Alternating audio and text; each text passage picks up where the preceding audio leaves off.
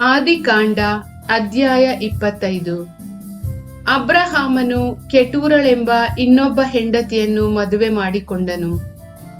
ಆಕೆ ಅವನಿಗೆ ಜಿಮ್ರಾನ್, ಯೋಕ್ಷಾನ್, ಮೆದಾನ್, ಮಿದ್ಯಾನ್, ಇಷ್ಬಕ್, ಶೂಹ ಇವರನ್ನು ಹೆತ್ತಳು. ಯೋಕ್ಷಾನನು ಶೆಬಾ, ದೆದಾನ್ ಎಂಬುವವರನ್ನು ಪಡೆದನು. ಅಶೂರ್ಯರು, ಲೆಟೂಷ್ಯರು, ಲೆಯೂಮ್ಯರು ದೇದಾನನಿಂದ ಹುಟ್ಟಿದರು. ಗೇಫಾ, ಗೆಫೇರ್, ಹನೋಕ್, ಅಬಿದ, ಎಲ್ದಗ ಎಂಬುವವರು ಮಿದ್ಯಾನನಿಂದ ಹುಟ್ಟಿದರು. ಇವರೆಲ್ಲರೂ ಕೆಟೂರಳ ಸಂತತಿಯವರು. ಅಬ್ರಹಾಮನು ತನಗಿದ್ದ ಆಸ್ತಿಪಾಸ್ತಿಯನ್ನೆಲ್ಲ ಈಸಾಕನಿಗೆ ಕೊಟ್ಟನು. ತನ್ನ ಉಪಪತ್ನಿಯರ ಮಕ್ಕಳಿಗೆ ಕೆಲವು ಸ್ವತ್ತುಗಳನ್ನು ದಾನ ಮಾಡಿ ತಾನು ಇನ್ನೂ ಜೀವದಿಂದಿರುವಾಗಲೇ ಅವರನ್ನು ತನ್ನ ಮಗ ಈಸಾಕನ ಬಳಿಯಿಂದ ದೂರಕ್ಕೆ ಪೂರ್ವ ದಿಕ್ಕಿನಲ್ಲಿದ್ದ ಕೆದೇಮ್ ನಾಡಿಗೆ ಕಳುಹಿಸಿಬಿಟ್ಟನು. ಅಬ್ರಹಾಮನು 175 ವರ್ಷ ಬದುಕಿದ್ದನು.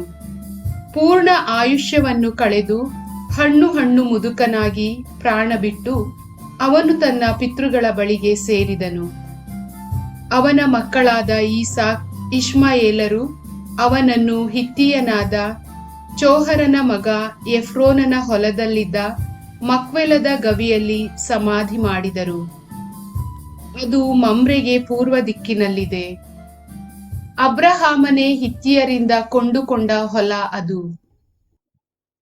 ಅದರಲ್ಲೇ ಅವನಿಗೂ ಅವನ ಹೆಂಡತಿ ಸಾರಳಿಗೂ ಸಮಾಧಿ ಆಯಿತು. ಅಬ್ರಹಾಮನು ಕಾಲವಾದ ಬಳಿಕ ಮಗ ಈಸಾಕನನ್ನು ದೇವರು ಆಶೀರ್ವದಿಸಿದರು. ಈಸಾಕನು ಲಹೈರೋಹಿ ಎಂಬ ಬಾವಿಯ ಹತ್ತಿರ ವಾಸವಾಗಿದ್ದನು.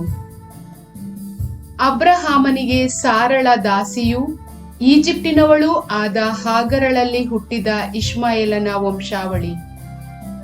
ಇಷ್ಮಾಯೇಲನ ಮಕ್ಕಳಿಗೂ ಅವರಿಂದ ಹುಟ್ಟಿದ ಕುಲಗಳಿಗೂ ಇಡಲಾಗಿದ್ದ ಹೆಸರುಗಳು ಇವು. ಮೊದಲು ಹುಟ್ಟಿದವನು ನೆಬಾಯೋತ್, ಆಮೇಲೆ ಹುಟ್ಟಿದವರು ಕೇದಾರ್, ಅದ್ಬಯೇಲ್, ಮಿಸ್ಬಾಮ್, ಮಿಷ್ಮಾ, ದೂಮಾ, ಮಸ್ಸಾ, ಹದದ್, ತೇಮಾ, ಯಟೂರ್, ನಾಫಿಷ್ ಹಾಗೂ ಕೇದ್ಮಾ. ಇವರೇ ಆ 12 ಕುಲದ ಮೂಲ ಪುರುಷರು. ಈ ಹೆಸರುಗಳನ್ನು ಅವರು ವಾಸವಾಗಿದ್ದ ಊರುಗಳಿಗೂ ಪಾಳೆಯಗಳಿಗೂ ಇಡಲಾಗಿತ್ತು. ಇಷ್ಮಾಯೇಲನು 137 ವರ್ಷ ಬದುಕಿದ್ದನು. ಅನಂತರ ಸತ್ತು ತನ್ನ ಪಿತೃಗಳ ಬಳಿಗೆ ಸೇರಿದನು. ಇಷ್ಮಾಯೇಲರು ಹವಿಲ್ಲಾ ಹಾಗೂ ಶೂರಿನ ಮಧ್ಯವಿರುವ ಪ್ರದೇಶದಲ್ಲಿ ವಾಸ ಮಾಡಿದರು. ಶೂರ್ ಈಜಿಪ್ಟಿನ ಪೂರ್ವಕ್ಕೆ ಅಸೀರಿಯಾಗೆ ಹೋಗುವ ಹಾದಿಯಲ್ಲಿದೆ. ಹೀಗೆ ಇಷ್ಮಾಯೇಲರು ತಮ್ಮ ಸಂಬಂಧಿಕರಿಗೆ ಎದುರು ಬದುರಿನಲ್ಲೇ ವಾಸ ಮಾಡಿದರು. ಅಬ್ರಹಾಮನ ಮಗ ಈಸಾಕನ ವಂಶಾವಳಿ. ಅಬ್ರಹಾಮನು ಈಸಾಕನನ್ನು ಪಡೆದನು. ಈಸಾಕನು 40 ವರ್ಷದವನಾಗಿದ್ದಾಗ ಆರಾಮ್ಯರಾದ ಬೆತುವೇಲನ ಮಗಳು ಲಾಬಾನನ ತಂಗಿಯೂ ಆಗಿದ್ದ ರೆಬೆಕ್ಕಳನ್ನು ಮೆಸೊಪೊಟೇಮಿಯಾದಿಂದ ಬರಮಾಡಿಸಿಕೊಂಡು ಮದುವೆಯಾದನು. ರೆಬೆಕ್ಕಳಿಗೆ ಮಕ್ಕಳಾಗಲಿಲ್ಲ. ಸರ್ವೇಶ್ವರ ಅವನ ವಿಜ್ಞಾಪನೆಯನ್ನು ಆಲಿಸಿದರು. ರೆಬೆಕ್ಕಳು ಗರ್ಭವತಿಯಾದಳು. ಆಕೆಯ ಗರ್ಭದಲ್ಲಿದ್ದ ಅವಳಿ ಮಕ್ಕಳು ಒಂದನ್ನೊಂದು ಒತ್ತರಿಸಿದಾಗ ಆಕೆ ನನಗೇತಕ್ಕೆ ಹೀಗಾಗುತ್ತಿದೆ ಎಂದುಕೊಂಡು ಸರ್ವೇಶ್ವರ ಸ್ವಾಮಿಯನ್ನು ವಿಚಾರಿಸಲು ಹೋದಳು. ಸರ್ವೇಶ್ವರ ಆಕೆಗೆ ಇಂತೆಂದರು, ನಿನ್ನ ಉದರದೊಳಗಿವೆ ಜನಾಂಗಗಳೆರಡು, ಹುಟ್ಟಿನಿಂದ ವೈರಿಗಳ ರಾಷ್ಟ್ರಗಳೆರಡು. ಬಲಿಷ್ಠವಾಗಿರುವುದು ಒಂದು ಮತ್ತೊಂದಕ್ಕೆ. ಜ್ಯೇಷ್ಠನೇ ದಾಸನಾಗುವನು ಕನಿಷ್ಠನಿಗೆ. ದಿನ ತುಂಬಿದಾಗ ರೆಬೆಕ್ಕಳು ಅವಳಿ ಮಕ್ಕಳನ್ನು ಹೆತ್ತಳು. ಮೊದಲು ಹುಟ್ಟಿದ ಮಗು ಕೆಂಚಗೂ ಮೈಯೆಲ್ಲ ರೋಮಮಯವಾಗೂ ಇತ್ತು. ಎಂತಲೇ ಅದಕ್ಕೆ ಏಸಾವ ಎಂದು ಹೆಸರಿಟ್ಟರು. ಎರಡನೆಯ ಮಗು ಏಸಾವನ ಹಿಮ್ಮಡಿಯನ್ನು ಹಿಡಿದುಕೊಂಡು ಹುಟ್ಟಿದ್ದರಿಂದ ಅದಕ್ಕೆ ಯಾಕೋಬ ಎಂದು ಹೆಸರಿಟ್ಟರು. ಇವರು ಹುಟ್ಟಿದಾಗ ಈಸಾಕನಿಗೆ 60 ವರ್ಷವಾಗಿತ್ತು. ಆ ಹುಡುಗರಿಬ್ಬರೂ ಬೆಳೆದರು. ಏಸಾವನು ಚೂಟಿಯಾದ, ಬೇಟೆಗಾರನಾದ, ವನವಾಸಿಯಾದ.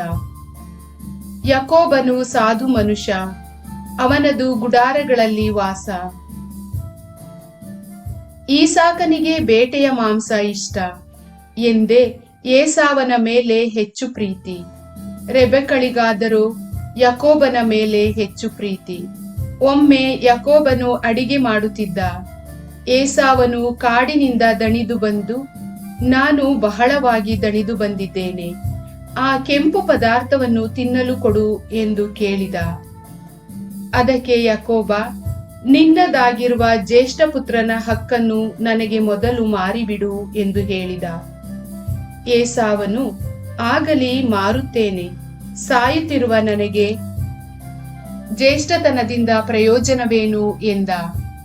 ಯಾಕೋಬನು, ಮಾರಿರುವುದಾಗಿ ನನಗೆ ಪ್ರಮಾಣ ಮಾಡು ಎಂದಾಗ ಏಸಾವನು ಪ್ರಮಾಣ ಮಾಡಿ ತನ್ನ ಜ್ಯೇಷ್ಠತನದ ಹಕ್ಕನ್ನು ಮಾರಿಬಿಟ್ಟ. ಆಗ ಯಾಕೋಬನು ಏಸಾವನಿಗೆ ರೊಟ್ಟಿಯನ್ನು, ಅಲಸಂದಿ ಗುಗ್ಗರಿಯನ್ನು ಕೊಟ್ಟ. ಏಸಾವನು ತಿಂದು ಕುಡಿದು ಎದ್ದು ಹೋದ. ಜ್ಯೇಷ್ಠತನದ ಹಕ್ಕು ಬಾಧ್ಯತೆಗೆ ಏಸಾವನು ಕೊಟ್ಟ ಮರ್ಯಾದೆ ಇಷ್ಟೇ. ಪ್ರಭುವಿನ ವಾಕ್ಯ.